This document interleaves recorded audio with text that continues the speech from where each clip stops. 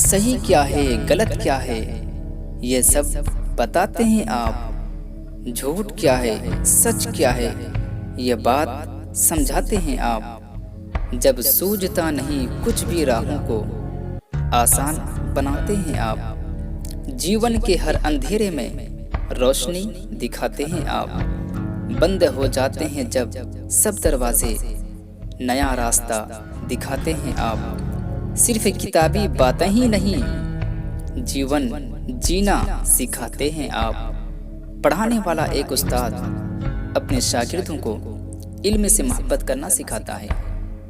اگر آپ کو لگتا ہے کہ آپ کا استاد سخت مزاج کا ہے تو پھر انتظار کیجیے جب تک کہ آپ کو ایک مالک نہ مل جائے۔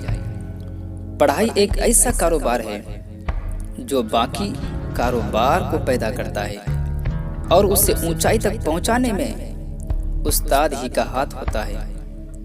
ہم اپنے تجربات سے سیکھ سکتے ہیں لیکن ہم اپنے تجربات کو سیکھ نہیں سکتے۔ ایک اچھا استاد چراغ کی طرح ہے جو دوسروں کو روشنی دینے کے لیے خود کو جلا دیتا ہے۔ ایک استاد آپ کے لیے دروازے کھول سکتا ہے لیکن یہ آپ پر ہے کہ آپ اس دروازے سے داخل ہونا چاہتے ہیں یا نہیں۔